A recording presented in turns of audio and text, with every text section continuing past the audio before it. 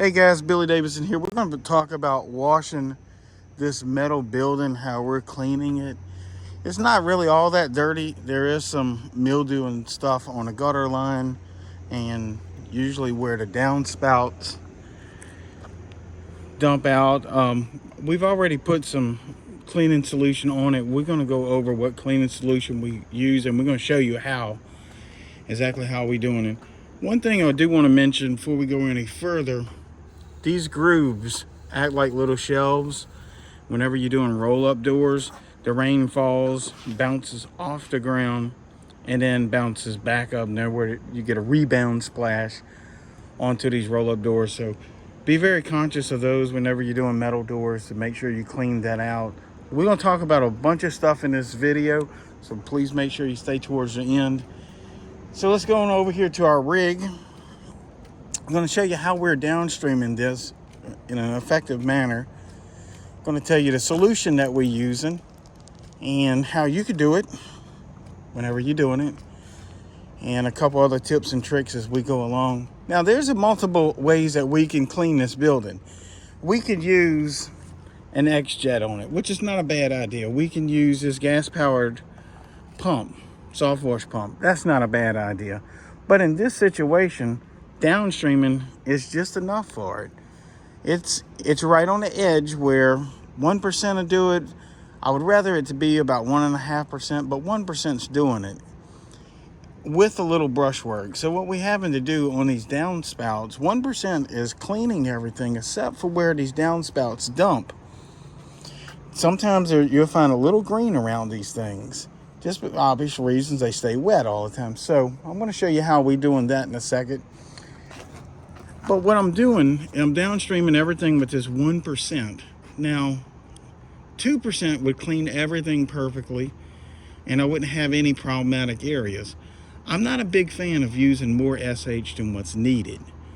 In this case, 1% is all that is needed, plus a little extra work to hit some hard spots or some problematic areas, and that keeps us from having to treat the entire building with a 2 or 3%. Now, you can if you want. I just personally not a real big fan of using more SH or sodium hypochlorite than what I need, especially, we're in a big area. We're doing a large commercial building. We could go through a ton of sodium hypochlorite. It's not the price I'm worried about. It's the logistics of bringing it back and forth, that sort of thing. So downstreaming in this situation is perfect. Now, if you notice, the building has very thick, visible mildew and mold. Downstreaming is probably just not going to get you there. You're going to have to go to a soft wash pump, whether it's a 12-volt air diaphragm or a gas-powered pump, or even the X-Jet. I'm a big fan of the X-Jet. The X-Jet could do this all day long as well. If you need any chemical ratios to help you with your pressure washing, you can go check out my website. There'll be a link down in the description. So let's go ahead and get this started, guys, and show you exactly what we're doing here. We have an IGX 800. This produces about 12 gallons per minute. Actually, we got 2 of them, but we're only using 1 tonight. I have 300 feet of pressure hose. There you go, right there. And a downstream injector attached to my little pigtail line. Now, the downstream injector line, a lot of guys ask me this, how long can this be? Well, look here. This one's probably 10 feet long at least, and I have it going down into this 50-gallon tank right there. Got it plumbed all the way down into there, drawing my sodium hypochlorite. Now, what I do, I have 12.5% sodium hypochlorite mixed with 50% water. So basically, I filled it up half with water and then filled the rest up half with 12.5. And there you have about 6% in the tank. Now, when we downstreaming, that's going to cut that down to a 1-to-10 ratio. So I'm really not even getting 1% on this building unless my SH was a little hotter than 12%, which is sometimes happening.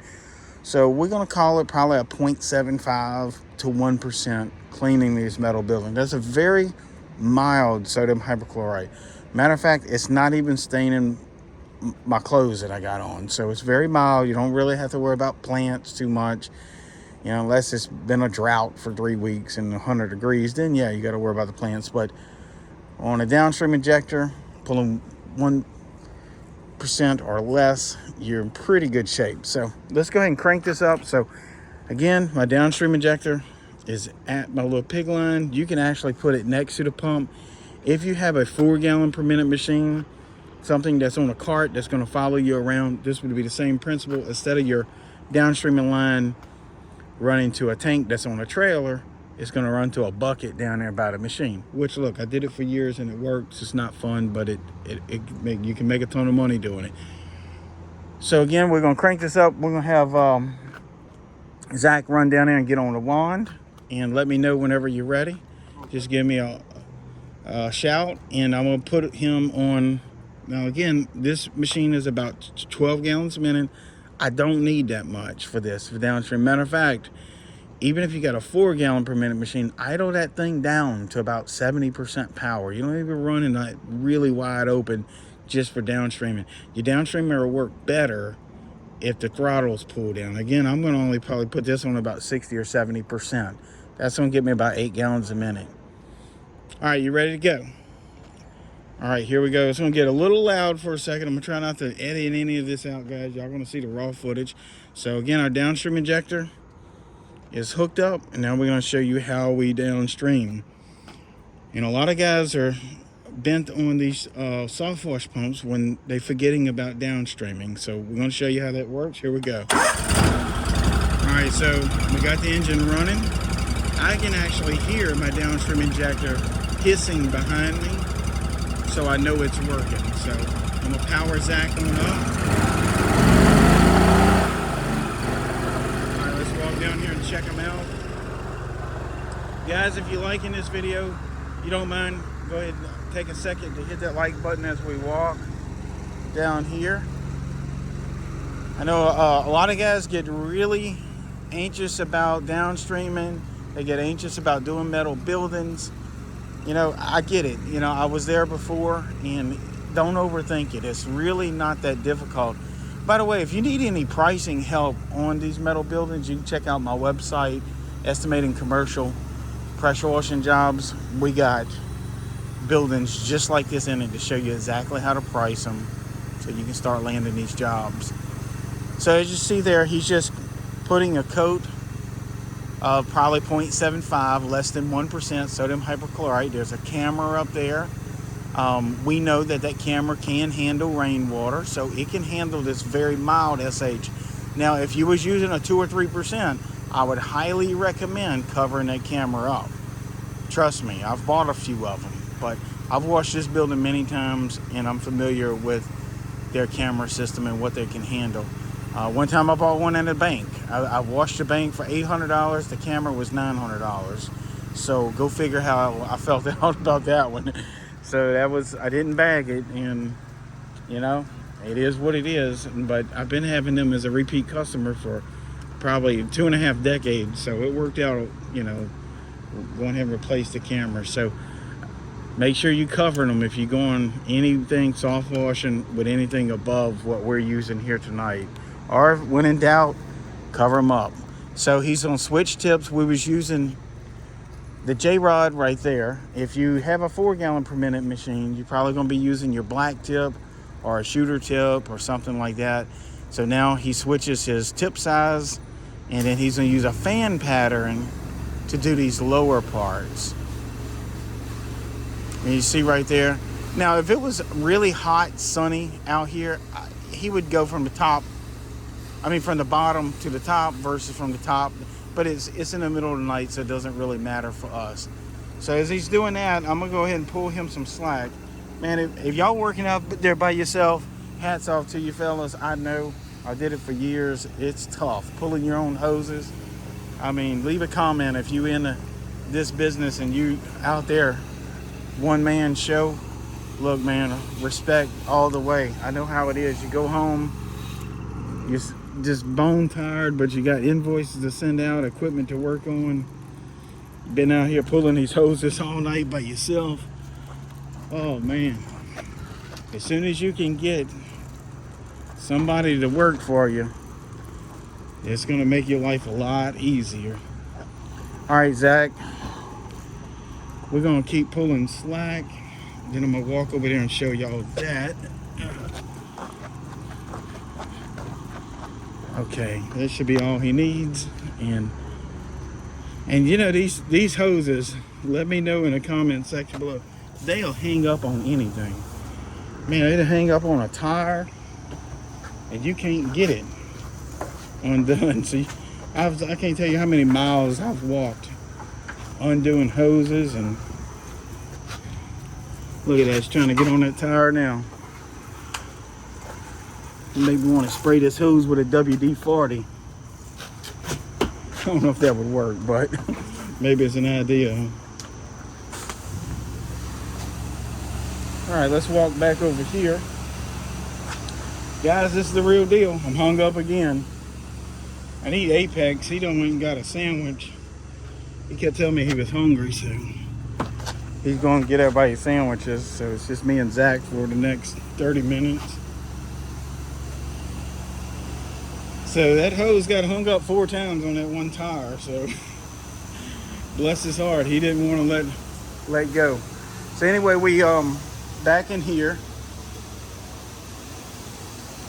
Now we still downstreaming. We don't actually 300 feet of hose, if you was wondering. You could do this with an open ball valve as well. Again, we're using that fan pattern on that J-rod. And try not to be under that fall. You see how Zach's standing away from that falling SH? That's the proper thing to do, guys. You don't want to be under that much, you know. It's just not necessary. Just a real quick coat is all you need just to get it wet. And then whenever you're downstreaming, guys, you want to watch your trigger time. You know, if you pull in the trigger, you draw an SH. So if you're not spraying building, let off of that trigger for sure. So he's just working his way down. Just a nice even coat of wetness is all you need. We're not trying to clean it at this point. We're just applying a solution. I'm going to show you something right here in a second. If you're still with us.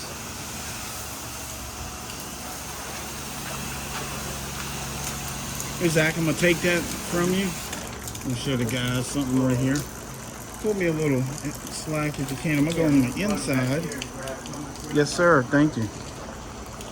See, I'm kind of getting away from this building. If you got a smaller machine, you have to get so close to it to get your height. But if you get a little bit larger equipment like we got here, I don't have to be under it. So I'm pulling the trigger. Now you see these electrical boxes, I'm going to talk about that in a second too.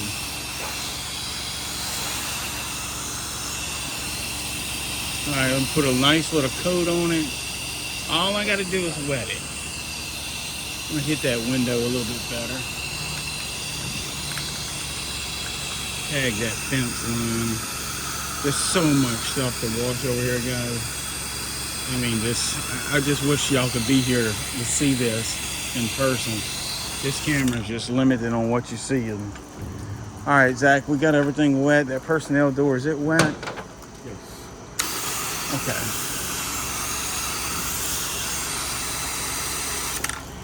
Alright, so I'm going to walk back to the trailer, guys. Zach, I'm going to go pull this out of the SH and then we can start rinsing. Oh, I want to mention something about these boxes when I get back, okay? But Zach already knows, so I'm going to show y'all something. I'm going to go back over here. And Zach, remember you're going to have about 15 to 20 seconds of SH coming out before you get fresh water. Right. Now let's see what I can trip on the out here in this darkness. I'm going back around. Man, that hose would like to wore me out, man. Get hung up on that tire. You can have one tire out, one vehicle, and that hose will curl up around it like a boa constrictor and won't let go. So what I'm doing over here, I'm walking back to pull out the SH. Now they do have remote systems that you can get. I played with one time and it worked good, but after about a month it quit working. You know, you're dealing with electronics, sodium hypochlorite, and then the remote's in my pocket. And I don't know about y'all, but I lose remotes. And I was ordering these remotes for $110 left and right. And then the battery was dead, and it was in the other truck. And I just, in a perfect world, sure, a remote's good. But you're working a lot of hours and stuff, So anyway, I'm pulling that out, obviously, because I don't have a remote. I'm going to just drop it, because it's got about 6% on it. But getting back to those remote systems, if you go to a show and they're using the remote and you see it actuate and turning the SH on and off, even on a 12-volt system, they got the remote system. That's great until you can drop that thing down a drain or leave it at home, or the battery's dead, or it's in your pocket. We're always going in our pockets out here. I lose my debit card all the time, so that remote probably wouldn't stay long anyway around me, but that would keep you from walking a little, though. So we're going to go back over here and talk about these electrical boxes. I think Apex is back with the sandwiches. I can't wait to eat. It is dark in here. All right, so let's look and see what Zach's doing here.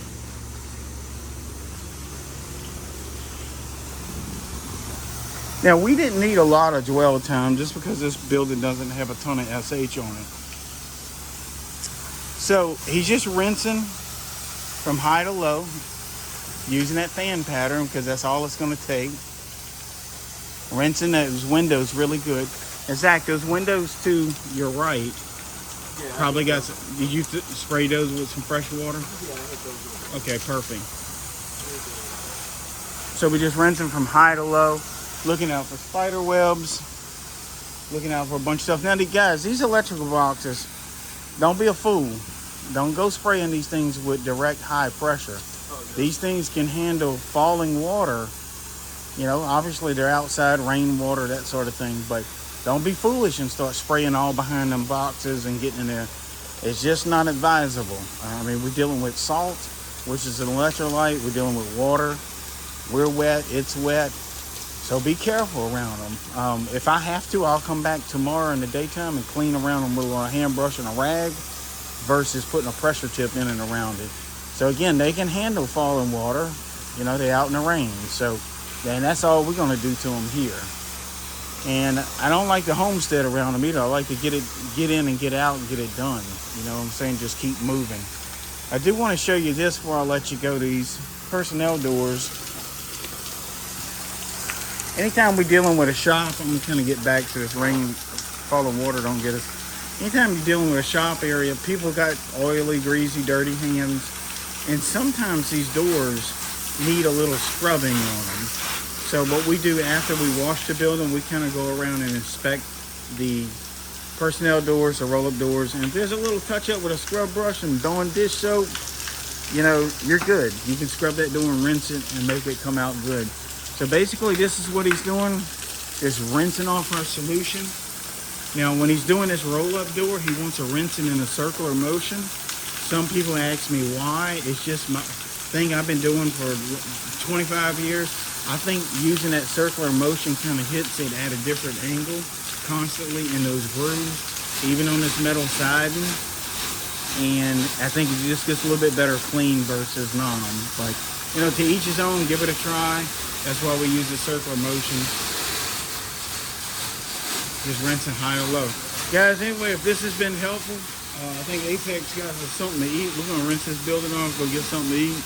And we'll be out here probably another 4 or 5 hours. And then we're actually, when we wake up in the morning, we heading far, far out of state.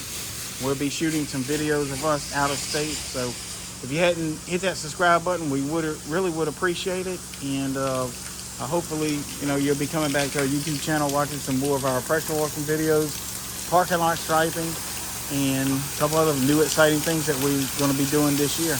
Guys, anyway, I hope you have a good one. We'll talk to you soon.